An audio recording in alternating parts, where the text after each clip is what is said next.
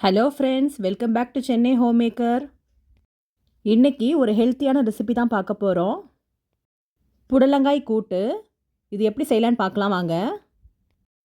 இந்த கூட்டு வச்சுட்டிங்கன்னா நீங்கள் குழம்பு வைக்க தேவையில்லை.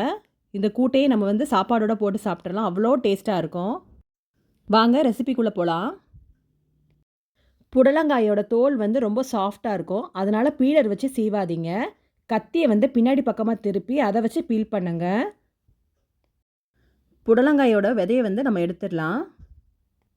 சின்ன சின்ன பீசஸாக நம்ம கட் பண்ணி எடுத்துப்போம். ஒரு அரை டம்ளர் பைத்தம்பருப்பை ஒரு 10 நிமிஷம் நம்ம ஊற வச்சுக்கலாம். ப்ரெஷர் குக்கரில் பைத்தம்பருப்பை சேர்த்துருங்க. தேவையான அளவுக்கு தண்ணி ஊற்றிடலாம். நறுக்கி வச்ச புடலங்காவை சேர்த்துடலாம். வீட்டு குழம்பு மசாலா ஒரு 2 ஸ்பூன் நான் சேர்த்துருக்கேன்.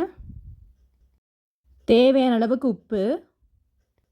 வீட்டு குழம்பு மசாலா மஞ்சத்தூள் சேர்த்ததுனால நான் மஞ்சத்தூள் போடலை. நீங்கள் கொஞ்சம் மஞ்சத்தூள் போட்டுக்கோங்க. இப்போ நல்லா கலந்து விட்டுறலாம். நல்லா கொதிக்க ஆரம்பித்ததுக்கப்புறம் நம்ம குக்கரை மூடிடுவோம். மீடியம் ஃப்ளேமில் ஒரு 5 விசில் வைங்க.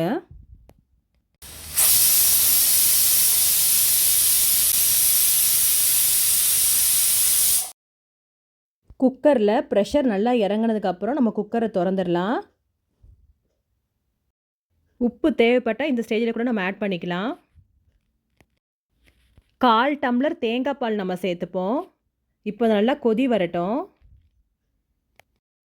நல்லா கொதிக்க ஆரம்பிச்சிருச்சு. இந்த ஸ்டேஜில் நம்ம தாளித்து கொட்டிடலாம்.